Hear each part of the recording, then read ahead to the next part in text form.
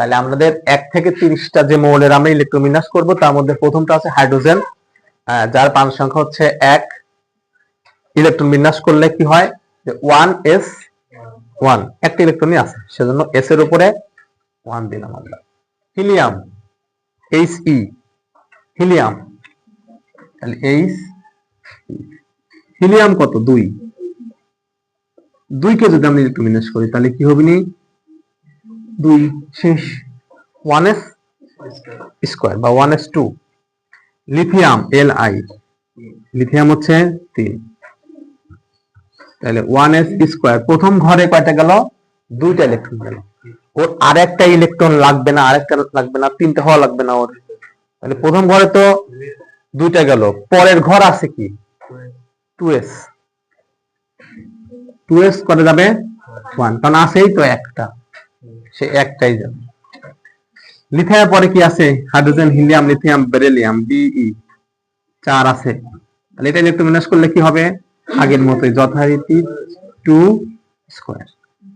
Beryllium, তারপরে কি আছে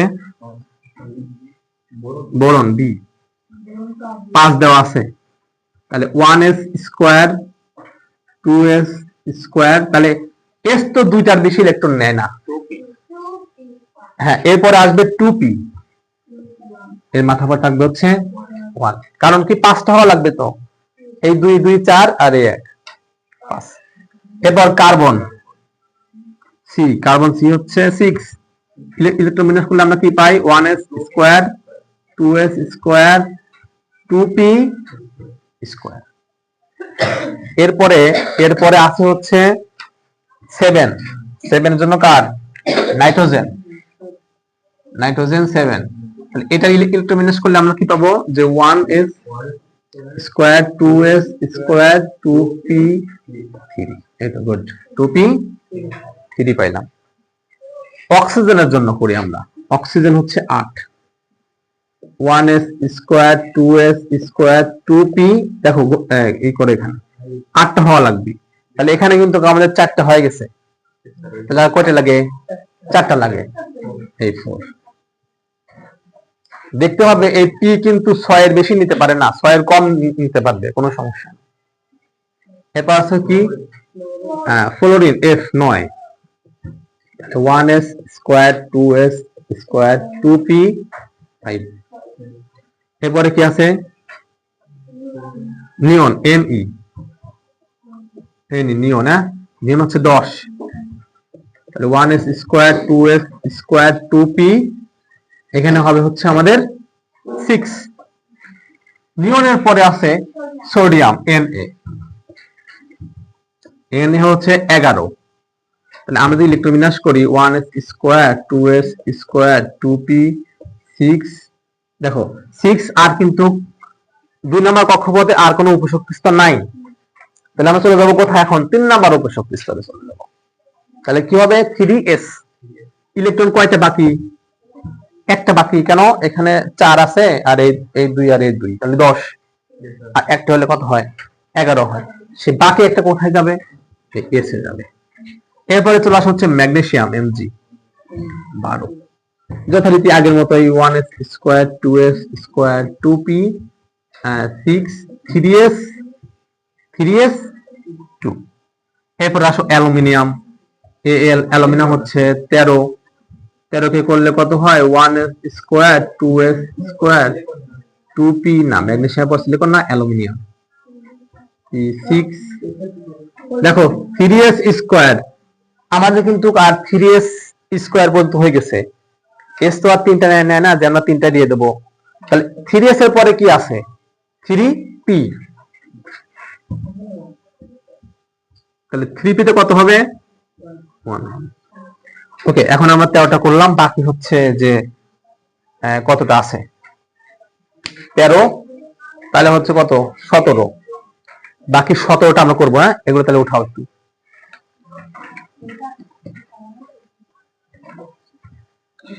তাহলে এখন হচ্ছে 14তে আছে হচ্ছে সিলিকন, আমরা এখন সিলিকন করতে যাচ্ছি। সিলিকন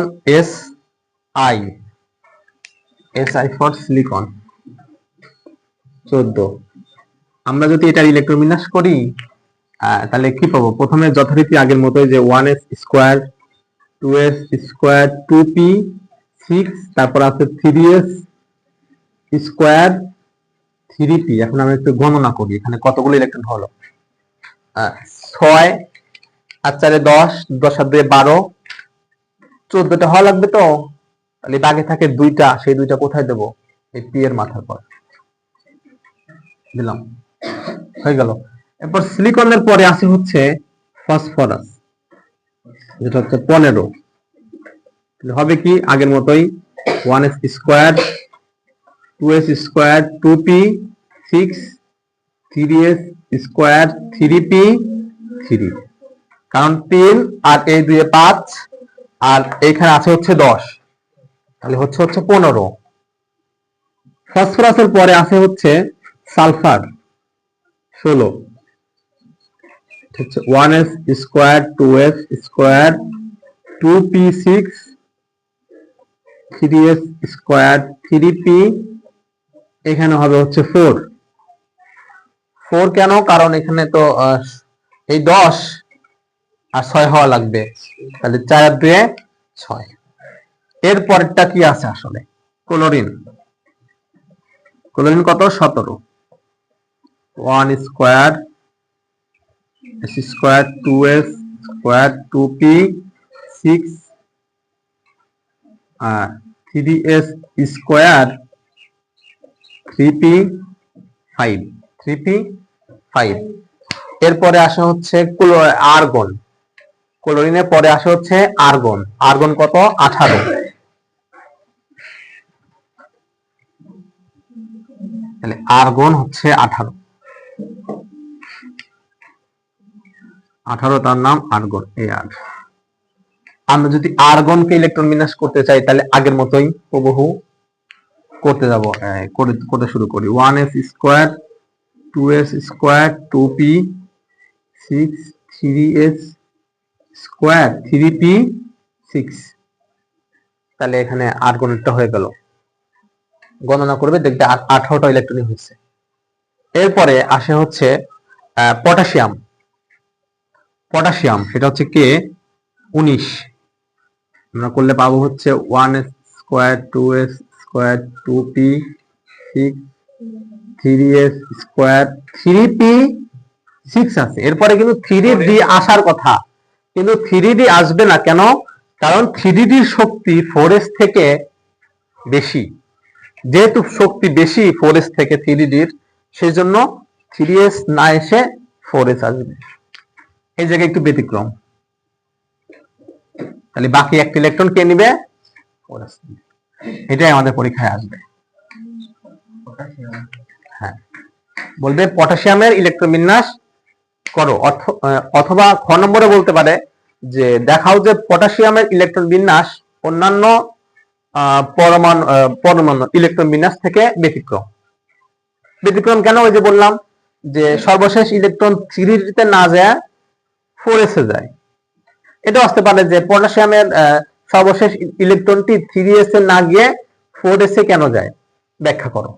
সেক্ষেত্রে আমরা বলবো যে আমরা জানি যার n+, আমরা জানি যে অরবিটালের শক্তি স্তরের বা উপশক্তি স্তরের শক্তি পরীক্ষা করা হয় n+l এর সূত্র অনুসারে। যেহেতু 3d থেকে 4s এর শক্তি কম, তাই ইলেকট্রন আগে 4s এ প্রবেশ করে। এইভাবে কয়েকটা লাইন আমরা লিখে দিলেই হয়ে যাবে। এরপরে আসো হচ্ছে কি পরেরটা কি আছে? পটাশিয়ামের পরে কি আছে? 20 কি? ক্যালসিয়াম। তাহলে Ca 20 আছে। তাহলে আগের মতোই করতে যাও বরাবর। 2s square 2p 6 3s square 3p 6, দেখো 4s তাহলে কত হবে? 4s 2, s একটা আছে, এখন কত? 20টা হওয়া লাগবে না, তাহলে দুইটা দিলাম 20টা হয়ে গেল। এরপরটা কি? 21 কি আছে? স্ক্যান্ডিয়াম। এটাও পরীক্ষায় আসবে। স্ক্যান্ডিয়াম কি রকম? Scandium 1s square 2s square 2p 6 3s square 3p 6 4s square. এখানে 3d চলে আসবে। এখন 3d একটা, 3d একটা ইলেকট্রন নেবে, 3d একটা নেয় শেষেরটা। দেখো, বা 3d আগে লিখলেও কোনো সমস্যা নাই, হ্যাঁ 4s পরে লিখলেও কোনো সমস্যা নাই, এটা পরীক্ষায় আসে। এরপর আছে স্ক্যান্ডিয়ামের পরে আছে কি 22 টাইটানিয়াম, টিআই টাইটানিয়াম। ওকে, আমরা করি টিআই টাইটানিয়াম হচ্ছে 22। ইলেকট্রোবিন্যাস করি 1s square 2s square 2p 6 3s square 3p 6 তারপরে 4s স্কয়ার 3d। তাহলে d তে এখন কয়টা যাবে? দুইটা যাবে।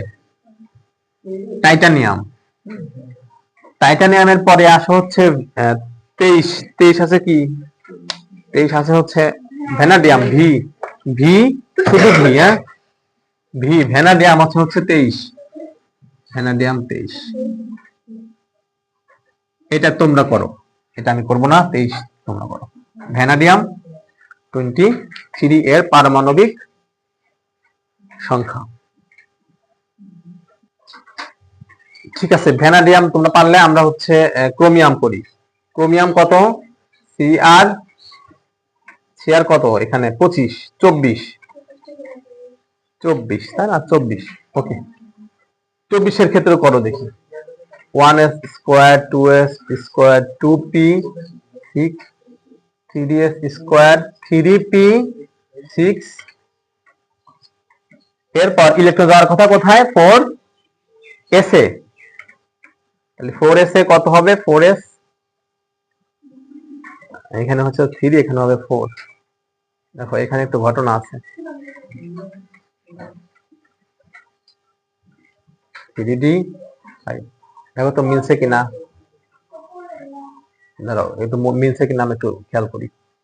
এখানে কত হচ্ছে আমার? 10 18 19 20 21 22 23 24 মিলছে না? হ্যাঁ, এখন কথা হচ্ছে এই 4s 1 দিলাম কেন আর 3d 5 কেন দিলাম? আমরা কি বলছিলাম যে ডি অরবিটাল 10টা ইলেকট্রন পেলে স্থিতিশীল হয় অথবা 5টা ইলেকট্রন পেলে স্থিতিশীল হয়। আমরা সেদিনকে একটা ওই যে রুম দিয়ে বুঝেছিলাম না, যে 10 নাম্বার হচ্ছে এমন একটা রুম যেখানে হয় 5 জনকে আনতে হবে, না হয় 10 জনকে আনতে হবে, তাহলে স্টেবল থাকবে। যেহেতু আমাদের ইলেকট্রন লাস্টে বাঁচেছে কয়টা? 6টা না? এই পি পর্যন্ত যাওয়ার পরে বাঁচেছে কয়টা? 6টা। এখন 6টাকে আমি যদি এসে যদি দুইটা দিয়ে দিই, সেক্ষেত্রে কি হবে? নি আমার 3d তে 4টা দেওয়া লাগবে নি, কিন্তু এটা স্থিতিশীল নয়। সেজন্য কি করব? আমরা এস থেকে একজনকে সিনায় এনে ডিতে প্রবেশ করাই দেবো। হ্যাঁ, 3 কেন স্কয়ার দিচ্ছি? কারণ এখানে তো ডিতে এই 5টা দেওয়া সম্ভব নয়। কোন ক্রমে ডিতে 5টা দিতে হবে। যদি আমার ইলেকট্রনই না থাকে তাহলে 5টা কিভাবে দিব? আমার কিন্তু 6টা আছে, 6টা ইলেকট্রন কিন্তু আছে, সেই জন্য আমি এস এর মধ্যে দিলাম একটা, আর ডি এর মধ্যে দিলাম কয়টা? 5টা দিলাম। এসে একটা দিয়ে 5টা, সর্বোচ্চ 10টা যায়, আর সর্বনিম্ন একটাও যেতে পারে। কিন্তু তোমার যখন পাবলিক থাকবে, মনে করো 6টা আছে লাস্টে, তাহলে 5টা তো দেওয়াই লাগবে, আর বাদ বাকিটা কোথায় দেবো? এসে দেবো, অর্থাৎ 4s এ দেবো। স্কয়ার দিলে 5। হ্যাঁ, পরেরটা ম্যাঙ্গানিজের জন্য তাহলে করো। ম্যাঙ্গানিজ Mn, ম্যাঙ্গানিজ কত? 26। তাহলে 26 এর জন্য করলে কি হয় এখন খেয়াল করো। হ্যাঁ, ম্যাঙ্গানিজ 25। হ্যাঁ 25। তাহলে এবার করো 1s square 2s square 2p 6 3s square 3p 6। এখন 4s, দেখো 4s কে আমরা ডাকছি আর 3d দিয়ে দিচ্ছি। 3d তে মনে করো যদি 5টা দেই, এখানে 5টা দেই আর এখানে 2টা দেই, তাহলে কি সমস্যা? কোনো সমস্যা নাই, কারণ এখানে কতগুলো হবে নি তাইলে 25টাই হবে নি টোটাল যোগ করলে হয়েছে। এরপরে 26 করো, ম্যাঙ্গানিজ তো করলাম আমি, বাকিগুলো তোমরা করো। 26 27 অর্থাৎ বাকি 5টা। পরটা হচ্ছে আয়রন Fe 26। দেখো মিলাই নাও, আমরা একটু করতে থাকি। Fe 26, তাহলে আগের মতোই আমরা প্রথমে কি 1s square 2s square 2p 6 3s square 3p 6 4s square, এবার 3d কত হচ্ছে আমাদের 5 হচ্ছে না 26 হওয়া লাগবে, তাহলে এখানে হচ্ছে 6 5 হয় কি হবে 6 না, এখানে কত হয় যে আমরা যদি করি 10 18 19 20 20 আর 6 26 না। তারপরে কি আছে 27 কার আছে নিকেল নাকি ক্রোমিয়াম সিও কোবাল্ট 27, তাহলে 1s square 2s square 2p 6 3s square 3p 6 4s square 3d 7। ওকে, নিকেল 28, নিকেল হবে হচ্ছে 1s square 2s square 2p 6 3s square 3p 6 4s square 3d 8। এরপরে চলে আসে হচ্ছে কপার Cu 29। এইবার কাউন্ট করো, এটার ক্ষেত্রে আমরা করা শুরু করি প্রথম দিকে এই square S square S square by s2 1s2 কি বলি 1s2 2s 2p 6 3s 2 3p 6 4s, আচ্ছা 4s 1 আমরা একটু কাউন্ট করে নিই এখানে, দাঁড়াও এই দুটোকে আমি একটু পরে লিখতেছি।